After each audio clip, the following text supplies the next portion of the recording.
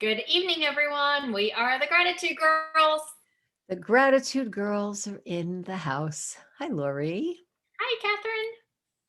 It's so good to see you. How are you doing? I am doing wonderful. How are you? I'm great. I'm great. And I'd like to welcome all of our clients, our members, our friends, our team members who are here with us tonight and say thank you so much and welcome to the Gratitude Girls private coaching and training group. We are thrilled that you're here with us tonight. Well, it's tonight for us. Who knows when you're going to be watching this? If you're live, awesome. If you're watching it in the morning, then as my Dr. Joe says, good morning, good afternoon, good evening, and good night. Thank you for being here. And I didn't mean to say my Dr. Joe. It just came out like that. Suddenly, it's my Dr. Joe, nobody else's. That's what he says. Oh my gosh. We have some fun things to talk about tonight. Would you like to give a geography check for anyone who's new to the group to know where we are speaking from? Sure, yes. So I am in the United States, outside of Nashville, Tennessee, in a tiny little town called Williamsport. Although I will be in a little bit bigger town, but still very small town in Columbia. Actually, if anybody has followed us and knows me, where I moved from a year ago, we are actually renovating that house and moving back. So we have sold this house before it even hit the market, and we will be Airbnb-ing it in different places until our new house is ready. That's living the dream, Lori. I love that. That's my partner, Lori Delk. My name is Rara. I'm affectionately known as Rara's in the house. That's the way I like to walk into the room. It's Catherine Asaro Myers. For those who don't know me as Rara, and I am sitting in Niagara on the Lake, Ontario, Canada tonight. We moved here about a year ago, and I don't have any other news for you at this moment, but we like to move around too. Laura, you are having an exciting life, and I love that. What we'd like to do tonight, I'd like to give a bit of an overview of what you can expect. So we're going to talk to this group here tonight for about 15 minutes. Let's see if I can put a timer on to keep that accurate. And then we're going to go into our private room. And that room, I'll start the clock now. And that room will be what we call our private dining room, where you can come in and ask us live any questions that you'd like after we give our training. And our training will be directed towards, well, let's talk about that. Our training is going to be directed towards that four-letter word that begins with an S. We all have a business that requires some selling, whether we like it or not, right, Lori? We could be in the medical field, we can be in the tech field, we're in the coaching business, we're in the consulting industry, we speak to businesses all the time. And we basically do sell ourselves, if that makes any sense. We're not selling a widget or a product, but we're selling the confidence that we have. So I wanted to talk a little bit about, in case you're just cringing at the idea of selling, like, I don't want to sell. It's not what I do for a living. I want it to happen organically. I want everything to be fantastic. And so do we. We totally are advocates of organic sales. But there are some things that we do to attract that. And there are some things that we do that actually act like a repellent. So if you want to know a few things, we can chat about that. You want to do that here, Lori? Yes, that sounds perfect. And I thought of something too when you were doing that opening statement so well, is that, selling, like we all say, we don't want to sell it, but, in our personal lives, we sell too, right? We sell our husbands and our kids to eat their green veggies. Right? So we're always selling, right? You tell your girlfriend that this restaurant was amazing that you went to, and you tell her all the benefits and the features about it, right? You just sold her on that restaurant. Now you're not getting a commission off of it, but you still sold her on the restaurant, right? So you're still selling no matter what. So that is one huge thing to remember in that space, that if you look at it from that perspective, because everything's a matter of perspective, and if you look at it from that perspective, then you won't feel so much like you're selling. Such a good point. When you're happy about something, when you're happy and you know it, when you're happy about something, you tell people, whether it's a movie or it's a restaurant, something you bought, something that you saw, you'll say, I went there, I saw that. You have to check it out. It's amazing. You'll use whatever expression that you use and you'll get someone's attention. I always say if we opened up a pizza parlor, you'd give people pieces of pizza and say, here, try it. Enjoy. Take it home. Eat it here. Have a good time. What do you think? So we don't really think about some of those things as selling, but you're right, Lori. I go to the hairdresser and the hairdresser says, do you need any shampoo? This shampoo is going to make your hair really voluminous and very curly. Is that the one that you have at home? No, it makes it frizzy and flat. So I think I'll buy that one. I forget what I have. But when somebody tells me, paints a picture and says, well, you want your hair to look like this.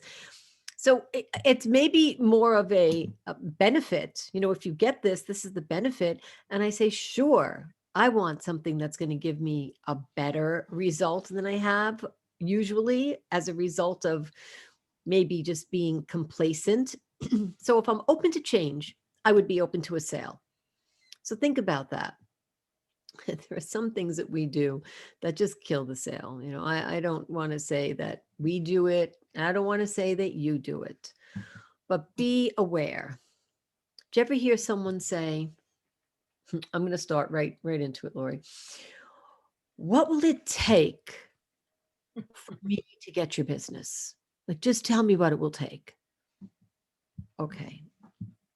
This is begging. And this is really not a good place to be. Like, what will it take for me to get you to eat your vegetables? Nothing. What will it take for you to take me on vacation? What will it take for you to buy me that house? What will it take for you to pay for these services? Well, I don't know about you, but it feels to me like I'm going to discount the service or the thing that I have that brings you great value. So I have this amazing Lululemon water bottle. And it's gold and it's beautiful and it keeps the water at a nice cool temperature. What will it take for me to get you to buy this? Well, it doesn't do any less because you pay me less. So appealing to someone as you're begging for something is really something that's not going to lead. It's not going to lead to a sale. Just want you to be aware of that. Right. Yeah, exactly. And, one of the big things too is when you learn the importance of preparing on how you should make every sale, right? So the same thing like we talked about before with the foundations, you have to master the foundations.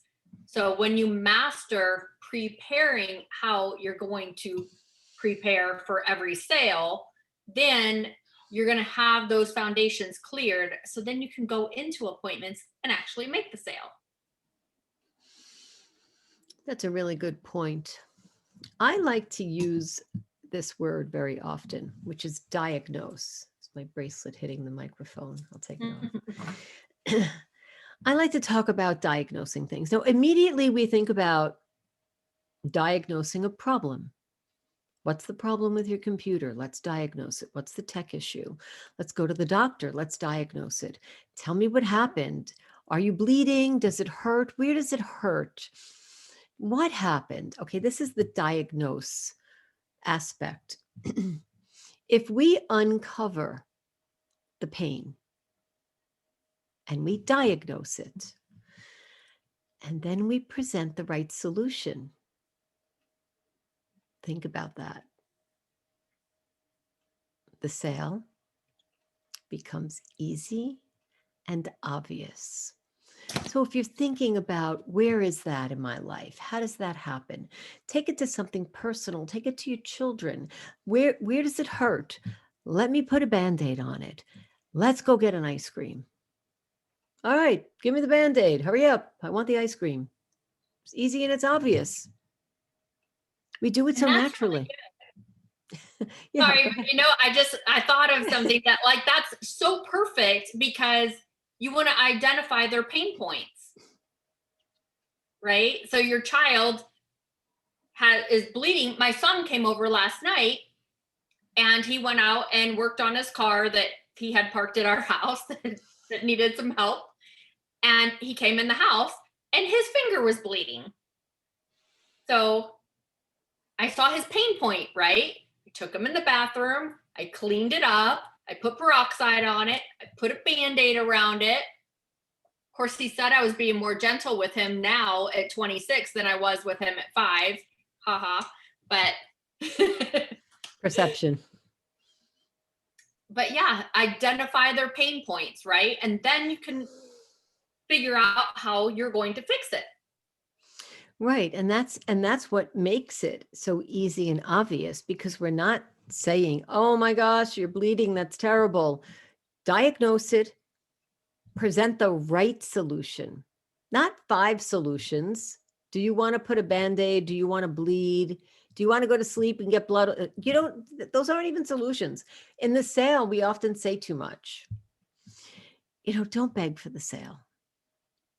Let your solutions become easy and obvious so that you are the expert. Lori, there are 2 kinds of sales, right? The easy ones and the ones you don't make. It's that simple. That might be a little bit much to digest at this moment as I say it, but it's true. Either easy or you don't make them. So what do? There's no blame attached. Don't worry. Know your numbers. What do you have to do to make a sale? Oh gosh, you want to speak to that, Lori? What does it mean to say, I need to make a sale a day? How do I do that? I wake up and I make a sale? Do I have to contact somebody? What's my closing ratio? What if I can't reach the one person I need to close 100% immediately? What if I have to call 10 people? And what if my closing ratio is 50%? So what if I call 10 and then I get to present to 2? And then that's 1. So if it's 1 sale a day, I may have to reach out to 10 people. And maybe I have to reach them, not leave a message. So I might have to dial or Zoom or text, as it may be, 20 times. How many dials do I need to get 10 people to get 2 appointments to have at my 50% closing ratio? You really have to know your numbers. And it comes right down to knowing what you need to do to make your quota, like your sales quota, or to understand your income or what you want to make. If it's a side hustle that you're working and you only have a certain amount of time to do that, what does it take to work a second? We know what that's about. It's a side hustle. So you're going to work it part-time. So you need to be effective. And if you need to be effective, you need to know what you have to do. Otherwise, you're wasting your time. Right. Yes. And that's one huge thing too and we're not going to go into that too much right now, but of that budgeting your time, knowing that during that time that you're working, especially if you are doing a side hustle, you're working full time to pay the bills, you're working your side hustle to work on your dream so you don't have to work that full-time job anymore. You've got to budget your time and make sure during that time that you are working, that you are diligently working.